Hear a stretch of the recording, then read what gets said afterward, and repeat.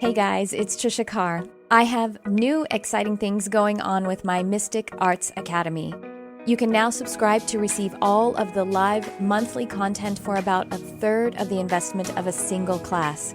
Included are at least one downloadable guided meditation per month, 2 live events ranging from classes, channeled messages, group readings, intuitive development guidance, Q&A sessions, and tons of community. You'll also have access to a private Facebook community for fellowship and support, and this space is kept super sacred and high vibrational. Your subscription gives you access to the whole library of classes and live events, which are on a vast array of topics. All events are offered online by Zoom video call, and many are also offered live in person at my studio here in Los Angeles. Subscribing to the Mystic Arts Academy is also a way for you to support the Charmed Life podcast and engage on a deeper level. I'm offering the subscription at a super low rate of $22 a month. Joining now locks in this rate for as long as you're subscribed. Click on the description of this episode or go to my website, triciacarcharm.com, and click on Mystic Arts Academy. I look forward to connecting.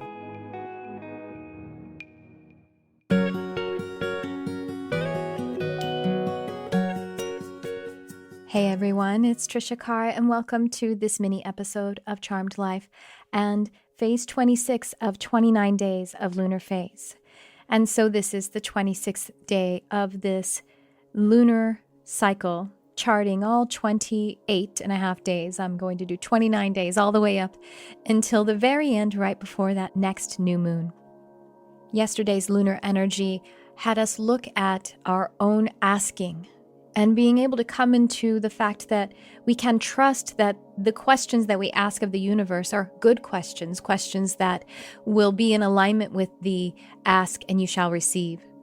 And so as this concerns the manifestation process, and when we sometimes manifest something and we're like, did I ask for this? It kind of begs then the observation. This moon today is begging the observation and the introspection about what manifestation looks like, or what healing looks like. You know, manifestation and healing is maybe not always bells and whistles and unicorns and rainbows, although everything is unicorns and rainbows as far as I'm concerned. But, you know, the manifestation is something that is there to serve you, even if it doesn't look the way that you might have thought positive manifestation looks. And so being able to be in that trust energy, that the question that you asked for, the intentions that you sowed as seeds, and the tending to it is exactly what you're asking for right now. If you're able to do that when you manifest something and it may be a bit confusing to you, know that it is actually there to be healing. And so manifestation, as we've talked about before, could be the non-manifesting of something. And it can also be a manifestation of an uncomfortable experience. And so that is what I experienced today. This episode will be a little bit of a personal share, as I was kind of going in the very positive energy of what I have asked for is good and is aligned. Today, I found myself experiencing something that which I created and making mistakes. Making mistakes are a part of the asking or a part of the manifestation. And I made a couple of mistakes the very first part of my day today. And interestingly, the first thing I did was start to question whether I trust myself and if I trust that I am asking for the right things. And I did kind of go a little bit extreme because especially the very first thing, there was no harm, no foul with the mistake that I made. It was a very, very kind of non-event. But then the second mistake that I make really caused some hurt feelings. And I was sad and it was my fault. And to be able to be in the space of having made a mistake and yet also extend your self-compassion, that can be very, very challenging. And so being someone who wants to listen to my own words, I was saying, that I do I was asking if I can trust the process. I was asking if I can trust my asking. And I felt my guides offering to me that I actually manifested this because I wanted to be someone who is loyal and faithful. And that starts with myself. So even if I make a mistake, if I hurt feelings, I hurt someone else's feelings, or I do something that hurts my own. When I hurt someone else's feelings, I hurt my own, of course. That I created this mistake that I made so that I could clear up all the energy of the details around it, of course. But in the larger sense, so that I could fail, in air quotes, and still love myself.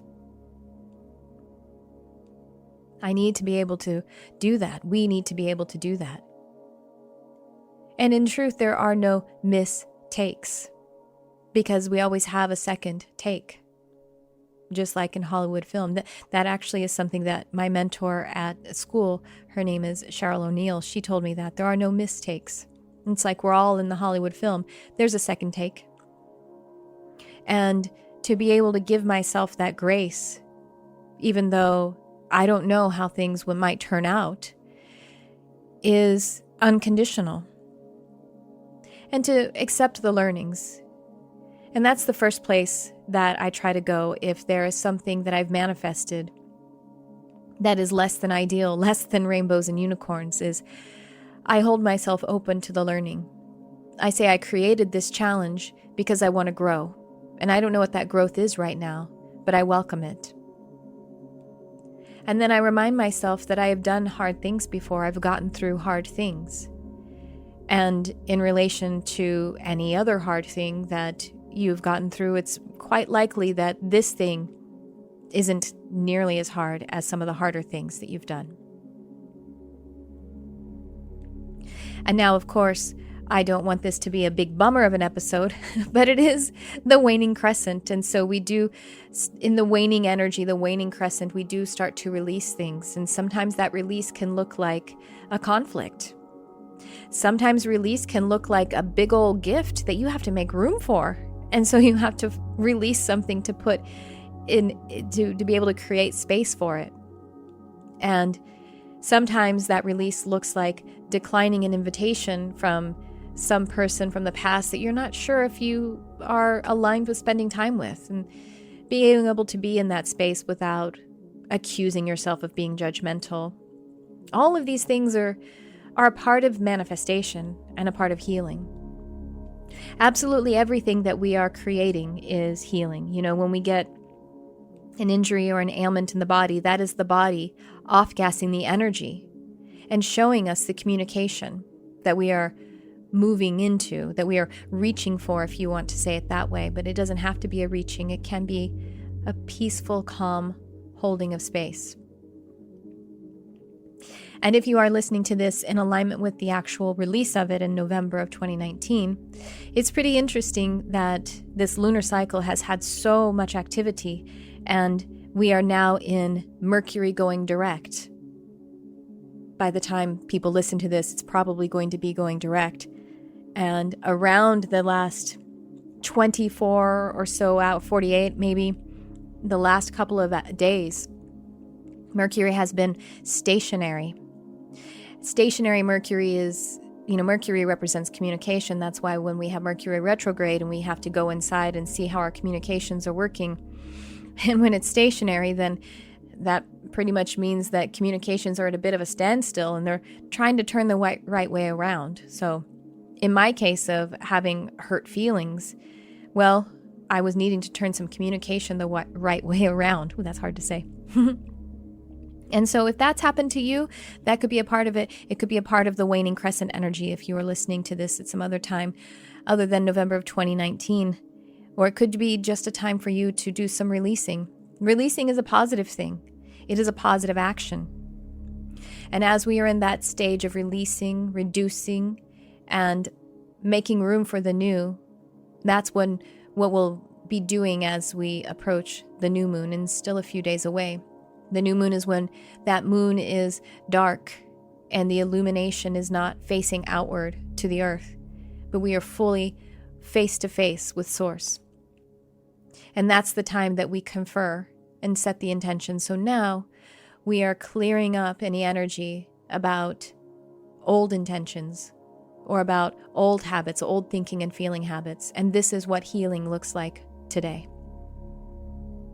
The energy of healing and manifestation today is present with you. And you are doing it well. Even if sometimes it seems like your heart is hurting, you are doing it well because you are learning and you are growing. And I hold a great vision for each and every one of you who are listening. Each and every one of you who are connecting. I am so grateful for you, and I send you so much appreciation right now. And I endeavor that my energy with your invitation can connect with your energy, your light. And together we co-create. And that co-creation will look like a new now in each moment, a new brighter now for ourselves and for others. And as we are allowing in this new light of consciousness in each and every moment, then there is release, and there is transmutation, and there is alchemy as well. And so as I hold this great vision for you, and as I appreciate you in this moment, I hope you can feel it. And I thank you so much. I appreciate you so much. I thank you for the work that you're doing on our beautiful planet. I thank you for being the child of the moon that you are. And with that, I will tell you that this is a very interesting energy of the moon, and to just be very present, that's what it calls us into. This waning crescent, this balsamic moon. And I will check in again with you tomorrow on Phase 27. Thanks for tuning in. I love you, whoever you are.